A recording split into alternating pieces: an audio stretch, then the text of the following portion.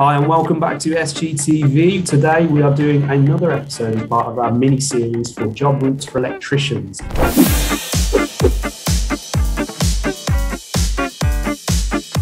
Where we'll be talking to various electricians in the industry about the different routes you can take, such as domestic, commercial, industrial, agricultural, rail, and many more that I've forgotten now. But today we're going to be talking about renewables.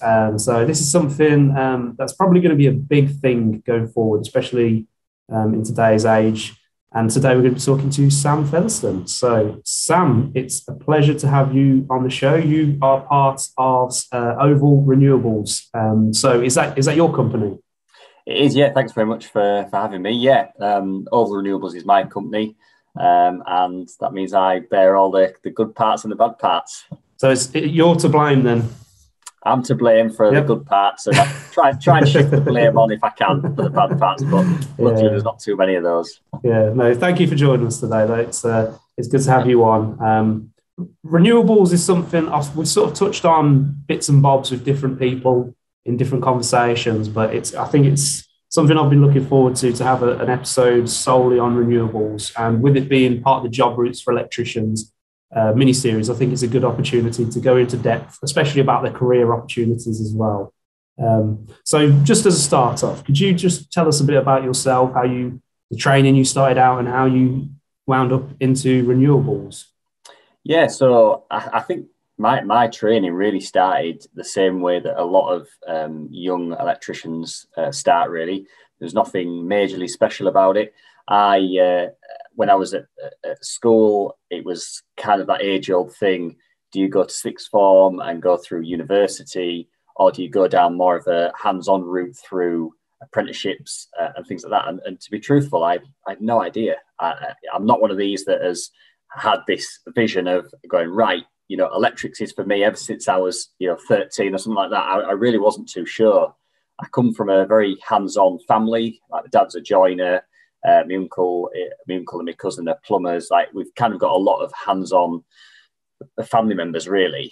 And so it got to that kind of like D-Day. What do I do? Do I go down the university route, or do I go down the apprenticeship route?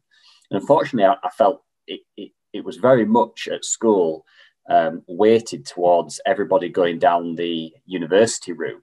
And I didn't really know what I wanted to do at university, and I found myself kind of going down the university route. And it was my dad really that said, well, have you thought about looking at going down the more hands-on route? I think he maybe saw that I quite enjoyed doing that side of thing with working with him.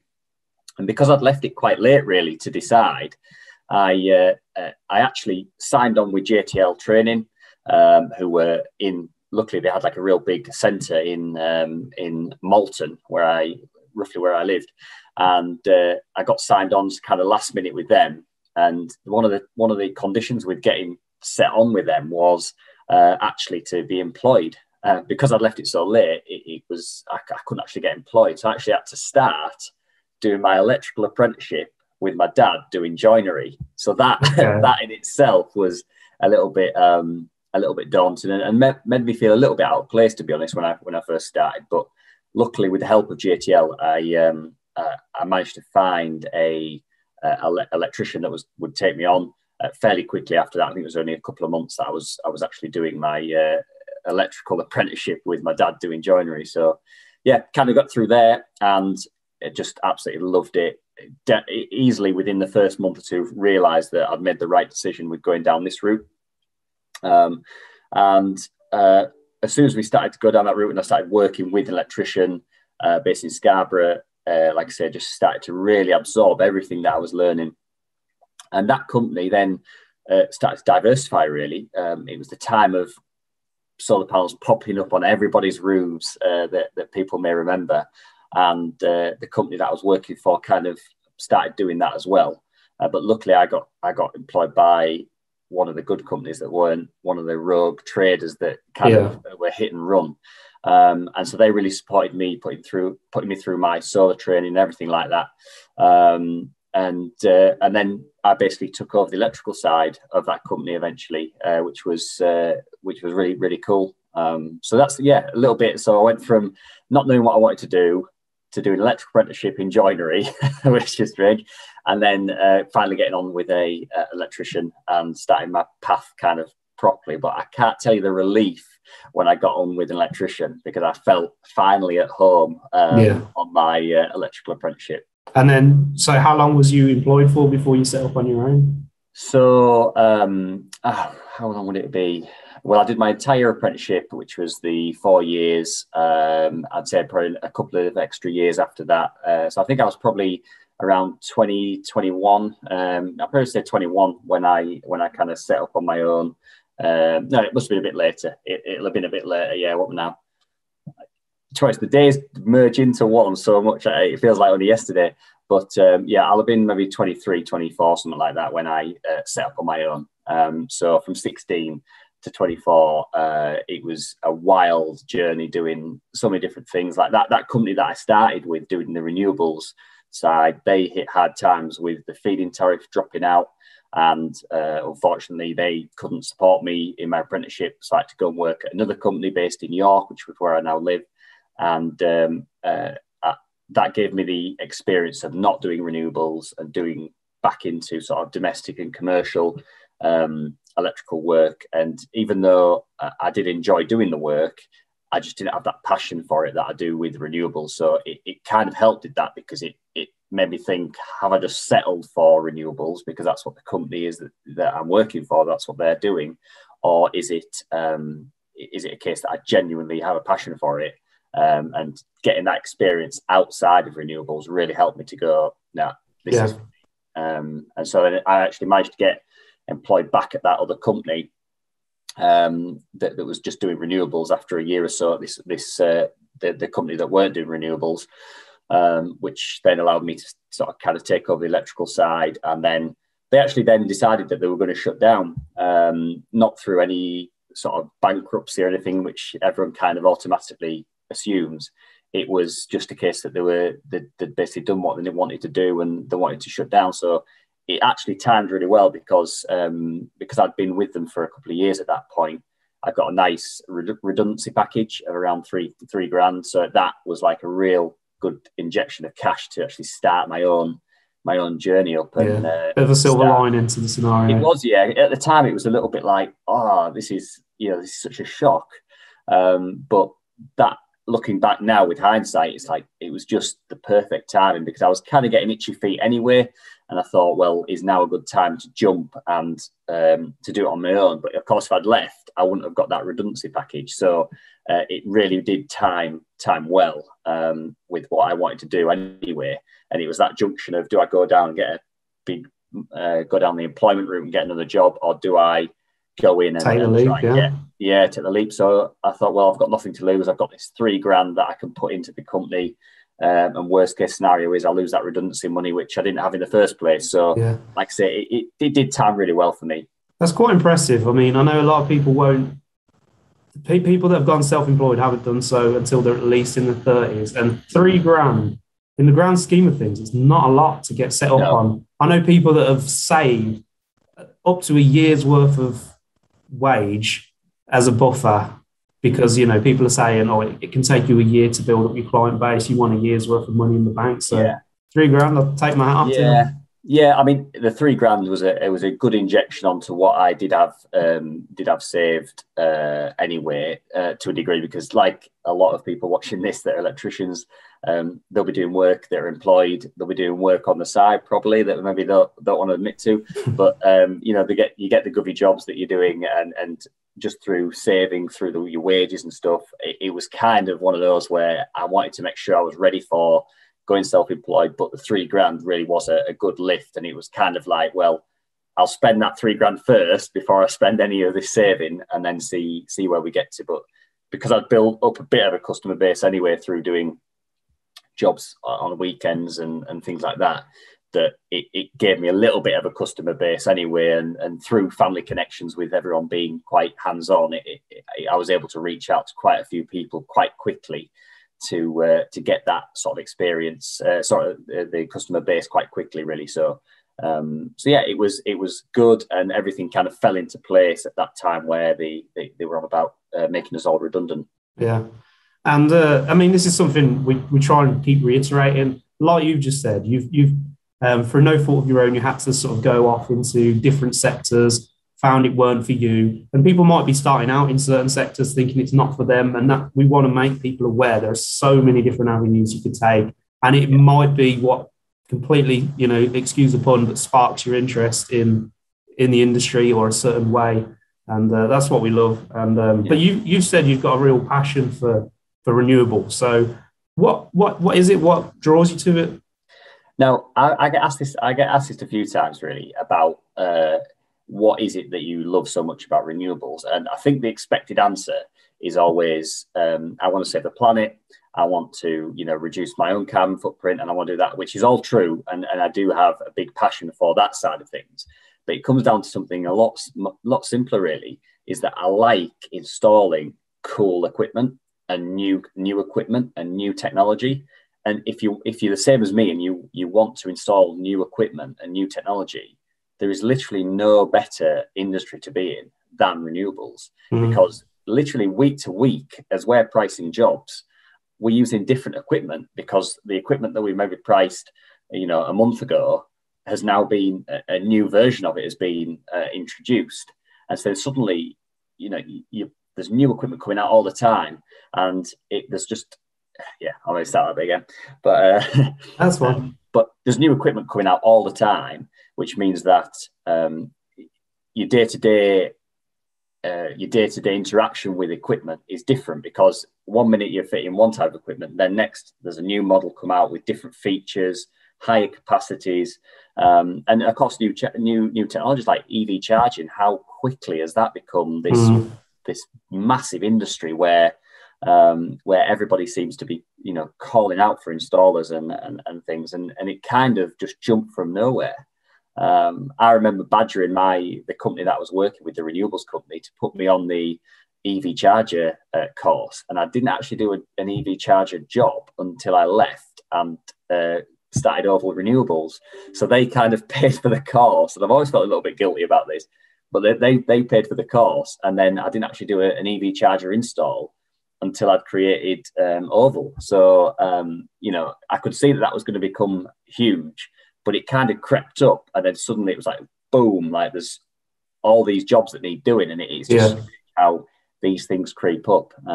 So with the EV charging, I mean, there's loads of things I want to pick your brains at, solar, wind, thermal, all this kind of stuff. But with the EV charging, most people I speak to who have had involvement in it just don't want to do it again because of, government paperwork and funding and all this kind of thing, and how overcomplicated and poorly planned it is. So how do you find it?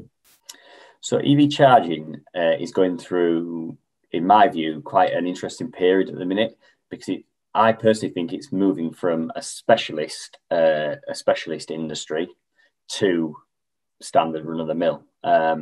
And that isn't because of anything the installers are doing. It's because of the equipment. So back in the day when I started fitting electric vehicle chargers, it was earth rods. Look at your distances from supplies for your, sinking your earth rods in. Look at your, other earthing systems on site, and all these RCD requirements, which there still is that, those things to look out for. But because the equipment has jumped on so far and so quickly, it's kind of removed some of that headache from installers. So for me, I've had fairly positive interactions with electric vehicle charging jobs. I think mainly because we don't really pretend to be or try to be the cheapest. So if a job hits a bit of a rough patch because there's something that has caused us to be there a bit longer, because we've not tried to be the cheapest on the job, we're more to do with quality and things that we can usually do that, no extra cost to the customer and things. Whereas I think with some other companies that are just trying to bang out as many EV chargers as they can, which is fine if that's your business model, it doesn't allow much wiggle room for there being problems. But you mentioned about the grants, the OZEV grants, and if you go on Facebook and look up the electric vehicle charging group or anything like that, I can guarantee about 90% of the comments are about delayed payments from OZEV. So if you've got, the current rate is £350 So as an installer, you get paid from OZEV a £350 per install, as long as the customer is eligible for it. Now, there's been a section of mass delays, which, like everything, COVID's had a part to play and things. And so for a company like myself, which we're not huge, massive company that can afford to take on all these delayed payments, it is a bit stressful, but it's one of those things, and we're lucky enough to be doing loads of different types of technology. So if we had a bit of a delay with some EV charging payments, then we've probably got some batteries or some solar installs that are coming in and paying the wages and things. But I do feel for companies that are specialist EV charging companies, because they are very reliant on that. So that's to incentivize installers to put them in. It's to incentivize homeowners more than anything, because how it works is the customer basically has to have an accredited charge point fitted, installed by an accredited installer, and be eligible. Their home has to be eligible for the grant. So that's off-street parking, certain positions of charges, and things like that. And they, as an installer, we would say, your charge point price is X.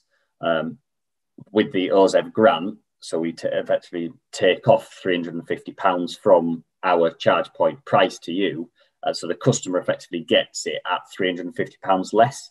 So we then eventually get the top end price, the original price, because we get topped up from OZEV. So it's there to incentivize homeowners and business owners. There is the workplace charge scheme as well, which is to do with incentivizing business owners to move their fleet vehicles to electric and provide charging facilities for employees and things like that.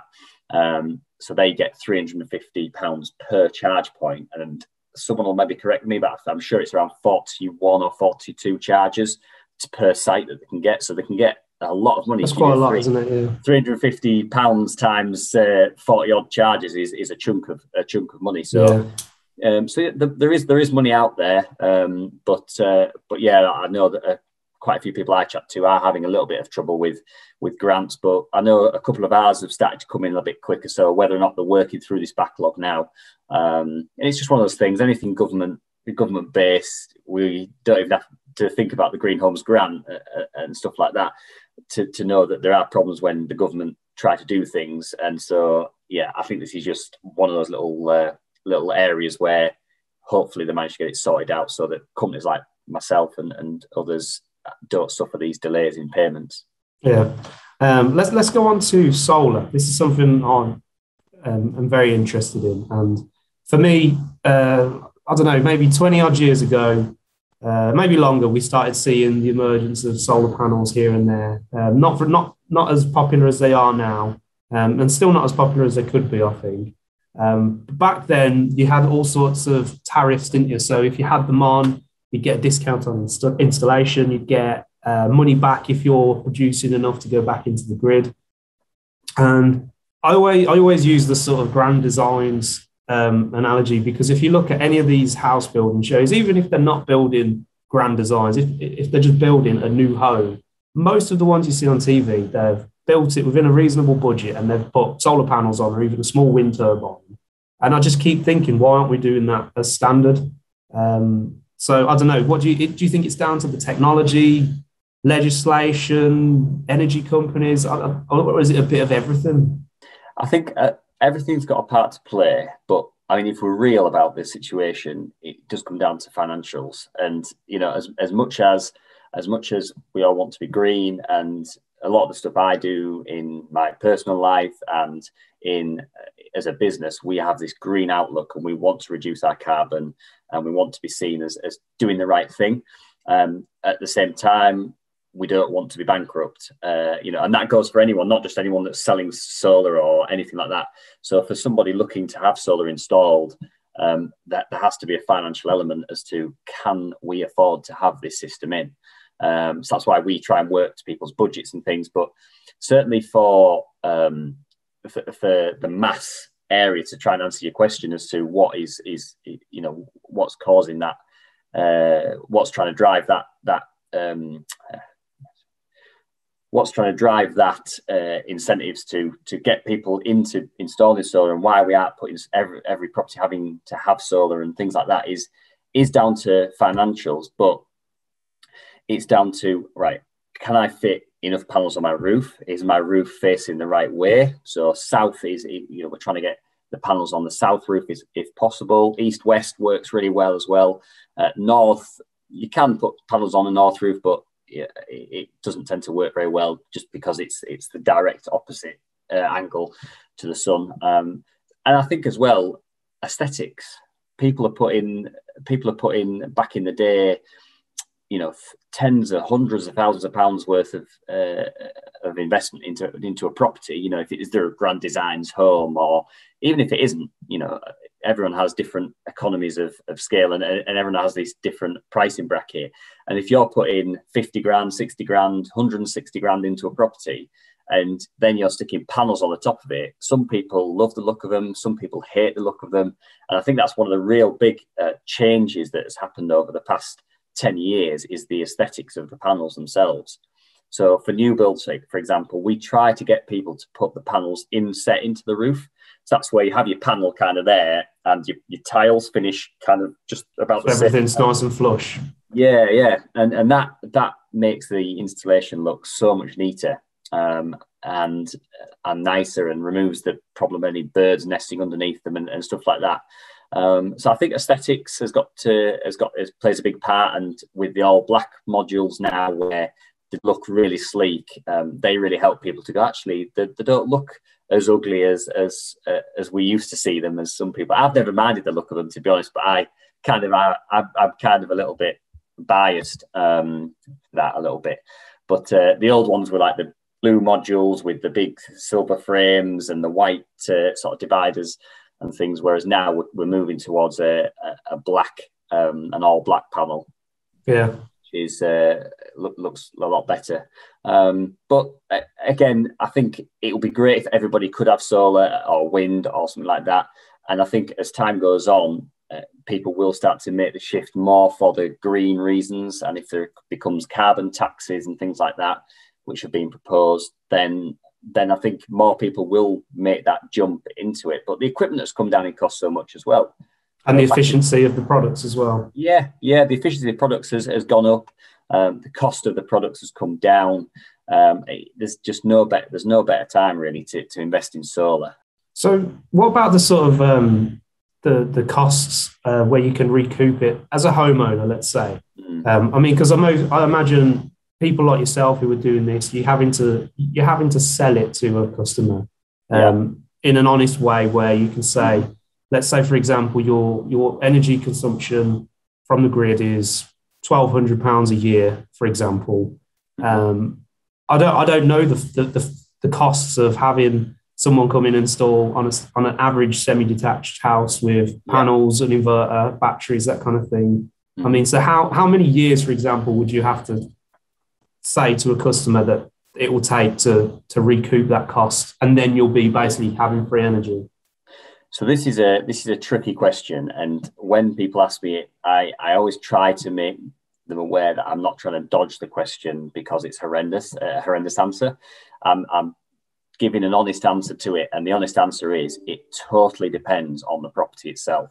If you've got a property where it's a little bungalow and there's one, you're living on your own or something like that, you've got a gas hob, and you're basically a very low user of energy, then on the financial side, solar maybe won't work for you, or it'll work as a system, but the payback may not be as good as someone that's got an electric vehicle, an air source heat pump, electric showers, maybe looking to put an extension on with electric underfloor heating, all these things that go through people's minds. Then solar becomes, okay, so I can fit solar and a battery, and start to really take a chunk of that consumption out. So typically, if I try and compare now and back when the feed-in tariff was around, the cost of an install back in the kind of heyday of solar, when everyone was getting the feed-in tariff, was maybe anywhere between 15 to 20 grand, something like that, for a 4 kilowatt system. Whereas now we're down at anywhere between 4 and 7, really. So Really? It's come down a huge amount. Is that setups that include inverters and batteries? Because I understand that there's two main setups, isn't there, with solar? You can either use what you produce in there and then, or you can store with batteries, can't you? Yeah. So with those prices were solar only, just so that, because back in the day where solar was with the feed-in tariff, there weren't really any battery systems out there. There were some, but you were talking astronomical pricing for batteries, because as the industry has improved and developed, there was kind of like this, as everyone's had batteries for a few years, they saw that they were exporting so much power. They were thinking, well, how the hell do we start to use this when we're at work? And that's where batteries have come in, as well as energy diverters to heat your hot water when you've got power going back to the grid through your immersion heater. So for a battery system, a fairly standard battery system, you may be talking anywhere between 5 to 8 grand for a battery system. So it all depends on the kit that you use. We don't like to use kind of like the cheapest of the cheap systems. We have some sort of a premium option and a slightly more budget option, but both options that we sell, we've tested the procedure of if something goes wrong, because a lot of people don't like to talk about that, but it's electronics, electrical equipment. It's like it's your dishwasher, it's your washing machine. Things go wrong, and it's exactly the same with inverters and batteries. So we want to make sure that, you know, when something does go wrong, we can get your system back up and running as quickly as possible. But the technology's moved on so much. But one point I'd like to make on when looking at getting a solar PV system is that when you're looking at systems out there, if you've got a big roof and you go, well, based on my current energy consumption, a 3 kilowatt system is going to give me the best payback time. There's no point me spending, you know, an extra couple of grand on putting a big 6 kilowatt system or an 8 kilowatt system on, because I simply don't have the consumption to soak up that much generation. Now, you do get paid for your export, so you do get paid to send that power back to the grid. It's around anywhere between 3 and 5p, so it is less than if you were able to use that power, because obviously nowadays we may be on anywhere between 17 and 21p for buying power in. So if you can use that power, you're saving that 17 to 21p. But the point I want to make is that when you're looking at investing in solar, think about where your home's going to be over the next 10 years. If you're fairly comfortable in that house and you're thinking, well, I'm going to be here for the next 10 years. I know I am. This is the family home. We've got a young kid or whatever. The young kid's going to grow up and use all this energy. And also, we're maybe going to make the transition to electric vehicle over the next couple of years. Gas boilers on its last legs. We might look at putting an air source heat pump in the next 5 years. All of those pieces of equipment need power, and they need a chunk of power as well. And over the past month or two, we've seen some major price hikes. Was it today or yesterday? The main cable from GB to France caught fire, and that's for 2020 until 2022. I think they're not going to be able to repair it, and it's going to take that long to repair it, and that's going to spike prices because we can't import cheap electricity from France. So all of this is based on when we're sat in someone's house going through the energy that they're going to save, we're comparing it on their current situation. But we're not going to stay like this for long. We're all moving to electric vehicles. We're all moving to heat pumps. It's difficult to gauge, I guess, isn't it? It is very difficult. And I think what you have to be real and work to people's budgets, because you don't want to provide them a system that is just, 10 times their budget and they just get really demoralized. We want to try and work to their budget whilst keeping in mind, right, okay, 3 kilowatt will work now, but 6 kilowatt will mean that you'll be fairly covered for when you decide to make the transition to electric vehicle or electric heating, like an air source heat pump or electric heating in general. So let's talk on the air source heat pumps then, because I'm not hearing good things about them from quite various sources. I'm hearing that they can be good. They can be good for certain new builds. Retrofitting them into older properties can be quite problematic. And the efficiency, the actual how good they are, I don't know. This is more hearsay from what I'm saying, so I'd like to hear your opinion on it. Yeah, so as a company, we are currently fitting air source heat pumps, mainly because we're in an electrical background.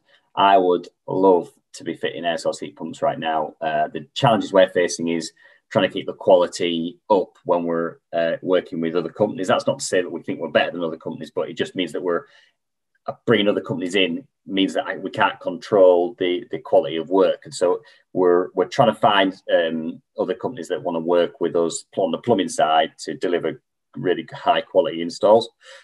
So I fitted quite a few air source heat pumps when I was employed, and they are really good, but they're a totally different way to heat your house. So you're talking on a gas boiler, maybe a circulation temperature around your radiators of maybe anywhere between 60 and 70 degrees, something like going around your radiators, somewhere near there. And when you're looking at an air source heat pump, you're maybe talking 50 max going around your radiators. So that means you need bigger radiators. Underfloor heating works a dream with it because that only maybe operates at around 40 degrees anyway, going around your pipes under your floor. So it's a totally different way to heat your home. So new builds are perfect because the other thing that we've got to consider with air source heat pumps is how do we trap as much of that heat in the home as possible. And when it's a new build, they can put extra insulation in. They can make sure that all the windows are double or triple glazed. It's more cost effective to do that at that new build stage. A bit like the solar side, it's cheaper and easier to install that at new build stage. So I think there has to be a focus on what we force new builds to do to make these homes future ready. But when we try and retrofit air source heat pumps, we're looking at, right, what sort of insulation have we got? What sort of windows have we got? How efficient is the home with regards, is the loft insulated or full of holes? And so it does provide challenges. And as well, you've got to have much larger radiators if you're on a radiator system to allow there to be the same amount of heat output from that radiator at 40, 50 degrees as there is at 60, 70 degrees. So there are major changes. It isn't just like putting an air source heat pump outside in your garden and then, just piping it in and then that's it all done. There do have to be assessments done to the property to see, right, well, you need to put loft insulation in, change the windows, and all of this, which are all positive things to do for the house. But it again, like I mentioned right at the start, it comes down to money. Yeah. And there are the renewable heat incentive where you get paid, I believe it's for 7 years to actually heat your home via these means. I don't have all the exact details on that because, like I say, we don't fit those at the minute, but there are some really good incentives out there for people to invest in this equipment if they want to go down that route. Yeah, I think a lot of them they're aimed at low-income families or that kind of thing, aren't they? But do you think by the introduction of these ground source heat pumps, do you think that that's going to be taking some of the business away from plumbers and bringing it into the electrical industry? See, there's with the air source and ground source heat pumps, most of it is plumbing based. So if anything, I think there'll actually be a lot more work for plumbers on that side of things. However, when we're chatting to other electricians, like I love heating systems. I absolutely love diving into a heating system, wiring all the zone valves up, getting it all working. But other electricians maybe hate that side of it. And so going into air source heat pump side of things does involve getting your hands dirty with heating systems. So it depends if you like that side of the work. But I would say the heating system side is a big area where electricians can get involved, and also the supplies to these things can be fairly chunky as well. So there is a lot of work for electricians with air source and ground source heat pumps, all the sensors and stuff. So, and it's like I mentioned at the start, I like this industry because it's cool. For me, the best thing, a new system and going, right, please let me hope I've got all the sensors in the right place. Am I getting all the readings I should be? and then feeling that radiator and feeling the heat coming through, and you're thinking that's all driven from electric.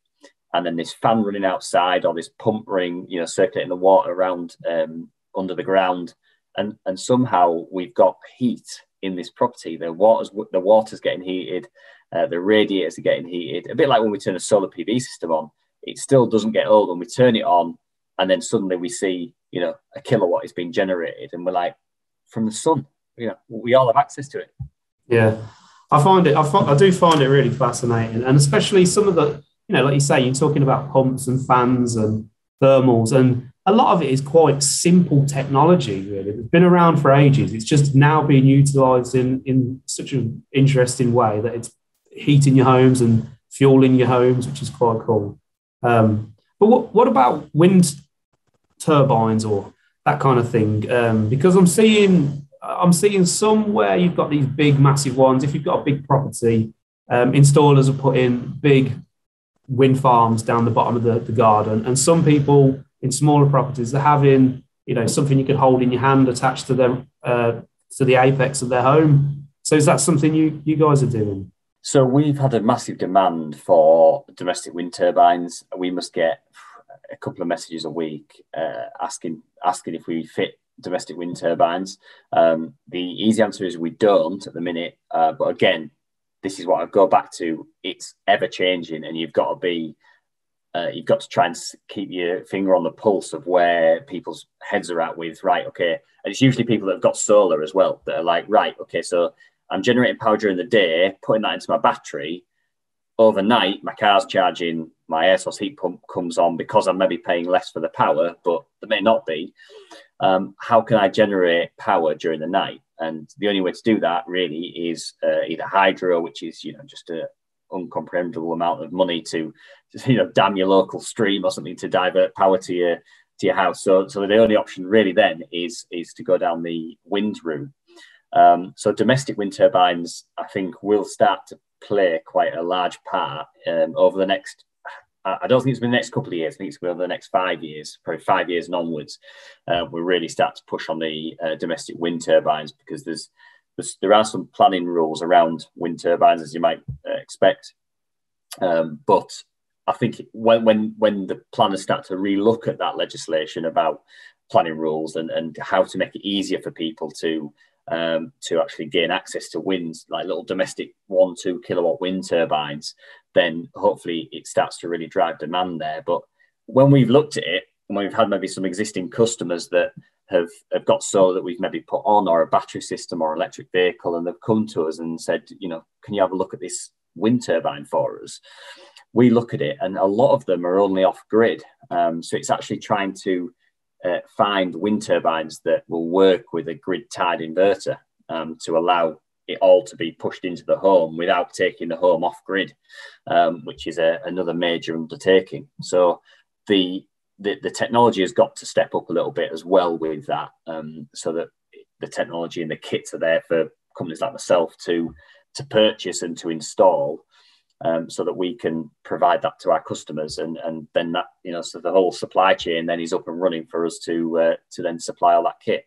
Do you find it difficult to gain customers? Because I'd say let's say domestic installers, for example, most domestic installers aren't short of work. They've always got a customer that needs consumer unit upgrade or lights or sockets and that kind of thing. Whereas not everyone has renewable energy. They don't have solar panels. Not everyone has EV charging. I understand it's getting more and more popular, but do you find it's difficult having that as a business model currently?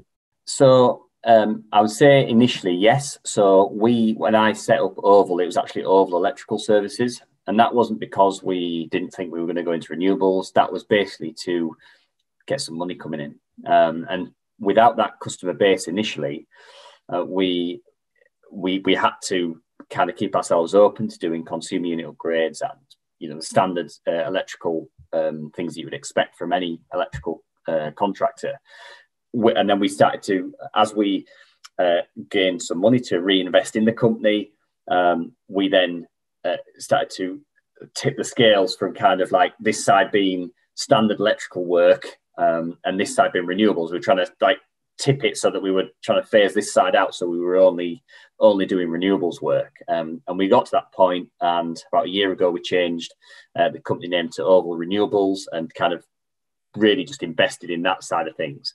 But it did take time, and I think with renewables, it's spread out work. So if you're looking at going into renewables, you have to be aware that it's going to involve working all around the country, and even in different countries. If you want to go that far, we did a battery install in France, and it's traveling all around the country to do this type of work, and that's why you've got to try and have a bit of a passion in whatever you're doing.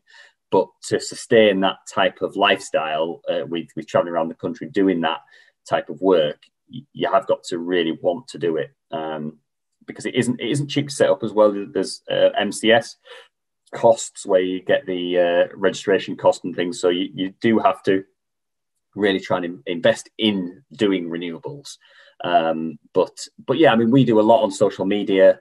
We don't really do any sort of paid advertising with in newspapers and things. So that, I mean, this podcast is living proof, isn't it, that the digital age is with us, and putting your advert in the yellow pages maybe doesn't work for the mass markets anymore. It's all Instagram, Facebook, LinkedIn, YouTube's massive for businesses now, and it's that I would say to people, invest in if you're looking to go into any work really. It's working for us with renewables. And we're really starting to make moves with getting a really good client base set up there and new inquiries coming in every day. So it does take time and a lot of effort, but if you want it enough, you can definitely do it. Yeah, you're living proof. Well, yeah, I mean, it's nearly killed us, but we're getting there. Yeah, long days, but we are getting there, and we absolutely love it. Every single one of us absolutely loves it. But it doesn't take away the days where you're wet through trying to get this solar panel job finished and coming down the ladder thinking, do I love it this much to be this wet through? So I suppose it is mainly outdoor work then for you. A chunk of it is, yeah.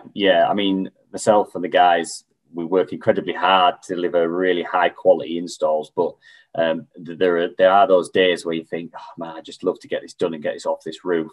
And so it is tough to always deliver on that. But I think that's the difference. You've got to really want to do this type of work. And like you say, you're in all weathers. And sometimes actually the worst weather can be when it's really sunny, which doesn't seem right from a renewables install to say. But when you're on that roof, on a south roof as well, so you literally from just being cooked. Dawn to dusk, you're coming off the roof feeling like you've been battered. You're absolutely boiling hot, and you've got this solar panel system on. And if you're installing solar in the shade, you're doing something wrong because you shouldn't be. So you are out in all weathers. But as things go on with batteries and other technologies, then you do get some inside work as well. So what you need to do is, if you've got lads working for you or girls working for you, get them up on the roof doing the outdoor bit, and you can be inside doing the inverters and that kind of thing. Yeah, that's it. Well, that used to be how it was when I was employed. I'd be doing the inside work, but I've had to jump onto the roof now. But so you can't be scared of heights if you're in that kind of industry. No. I mean, there's no jobs that we do without a scaffold, and sometimes that means we don't win the work. But a job that we're up against another company that isn't wanting to use a full scaffold with edge protection isn't a job that we want, because it's just not worth me or one of the guys falling off the roof, killing themselves or really hurting themselves to win that job. It's just not worth it. No. I had this conversation with a commercial installer on this series, and he was saying the same sort of thing. Like, his price, he's honest about his price. He communicates with his customers about his price. That includes taking the time to make things secure and safe. Yeah. Because it's not just you and your team. It's people in the properties that you're working on as well. So you don't want to be falling off a roof and landing on the lady coming out of the front door and things like that. So. Yeah, I mean, my biggest fear is something falling off the roof, or not be it a person or a panel or a rail or whatever, and hurting a kid that's come out or anything like that. Just really play on my mind. So that's why it's just there's those times where you're up against another company and you really are close to winning the job, and the difference would be the scaffold. It's like, nah, you can't do it. Yeah, it's not worth it, is it? No. No. So yeah, you've got to be firm with people about that as well. Do you need extra qualifications for what you're doing? So your basic qualifications that you get from completing your education. Do you need anything additional to that? Yeah, you do. So you'd need your BPEC solar PV installer course. So that's G98 if you want to do domestic, and G99 if you want to do commercial. I say commercial, it's anything over 3.68 kilowatts per phase is classed as G99. Anything under 3.68 kilowatts per phase is G98. So most of the time people just do both, and then they've got the ability to do both. Now, if it's the same as when I did it, mine's actually due to expire in the next couple of months. You've got to do it. I think it's every 5 years, something like that. So mine's due to expire, so I'm booked on to refresh my courses in the coming weeks. But the initial one, I think, is a 5-day course. So it's, you've got to be there, you've got to be committed to do it, and obviously to pay for that. But yeah, about a 5-day course to get that all wrapped up. And when I did it, there wasn't really any battery qualifications because no one was fitting batteries really at that side at that time. It was mainly off-grid that people were fitting batteries. But now a lot of the courses have incorporated a battery qualification within the G98 and G99 solar installer courses. So you might be able to pick up a battery qualification with that as well. And then obviously there's the EV charging qualification if you want to go into EV charging. But there's other accreditations you need, like the MCS, needs to be MCS approved, which is kind of like the governing body for renewables. So there's that, which is not necessarily a qualification, but you need to provide those qualifications that you've attained for G98 and G99 for them to allow you onto the MCS scheme. And there's other things like your public liability has to be allow you to work on roofs as well. So there are things to consider, but if you want it enough, then you find a way to do it, and you invest in yourself. There's no better person to invest in than yourself and your own company, really. Exactly. Yeah. Do you find that you're mainly doing renewables with domestic customers, or are you also working with commercial, industrial, maybe as well? Yeah, so we're kind of set up for domestic mainly and small scale commercial. So we're like I said, we're not a massive, huge team with hundreds of people. There's 4 of us, and so to take on a couple of megawatt solar is a step too far for us at the minute. So we're taking on a lot of domestic and small scale commercial, maybe up to 50 kilowatts, something like that. And that's kind of driven through the size of the team. The sort of where we're at the minute, like I say, Oval Renewables is only really just over a year old. Even though I've got like over 10 years experience, it's the company itself is only about a year old.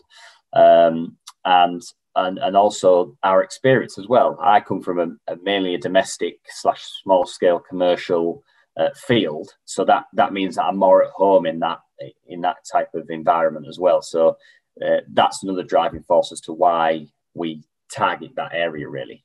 So before we finish this episode, like I said, we're always trying to make people aware of the different routes they can take.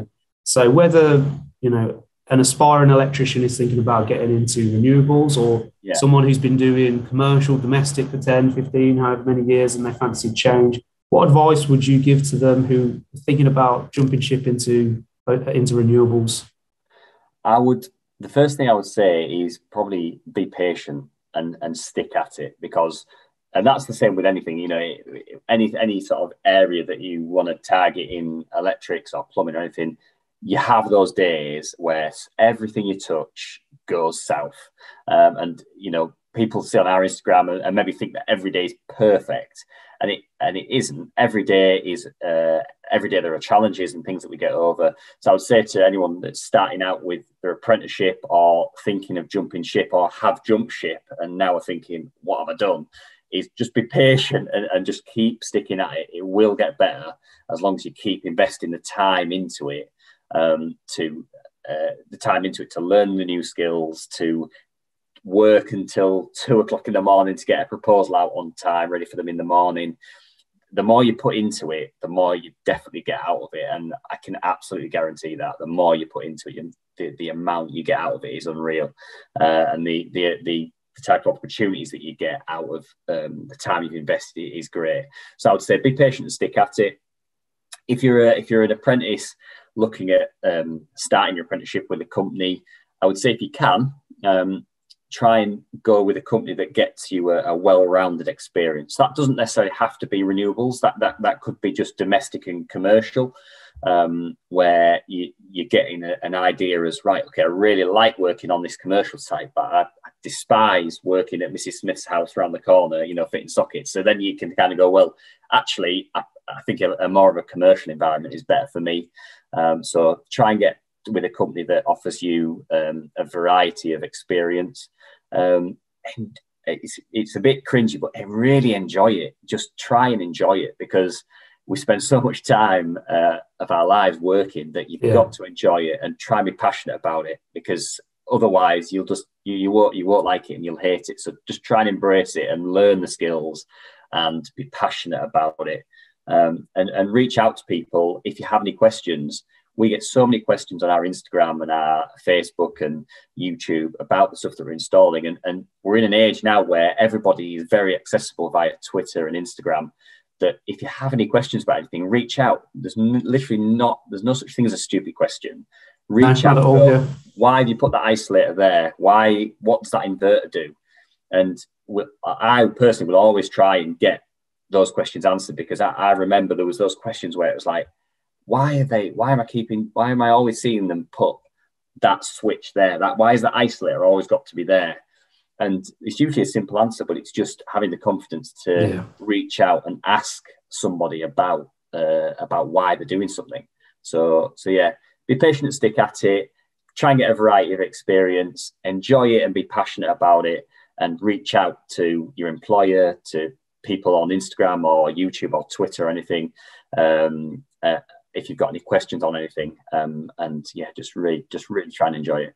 Where can our audience find you on YouTube and social media if they want to watch some of your videos and content? Yeah, so we're across pretty much everything, really. We've even started on TikTok. We don't necessarily know exactly how to work it yet, but we're doing our best.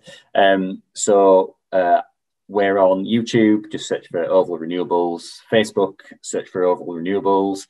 Instagram, same story. LinkedIn, Twitter, TikTok, every social media you can think of, we're probably on it. And yeah, drop us a follow, drop us a message, anything like that. And we'll try and help as many people as we can if you've got any questions. Brilliant. Sam, I want to thank you for coming on the show today and talking with our audience. It's been an absolute pleasure to have you on. And I'm geeking out a bit because I find this kind of stuff really interesting. So it's been a good one for me. But as we mentioned, we've got plenty of videos in the Job Routes for Electricians mini-series, talking to domestic, agricultural, rail, tutors, renewables, everything. So please make sure you like, subscribe, hit the notification button below, and to find out more about those videos. So anyway, that's all for today. Sam, thank you again for coming on. Thank you. And thank you all for watching.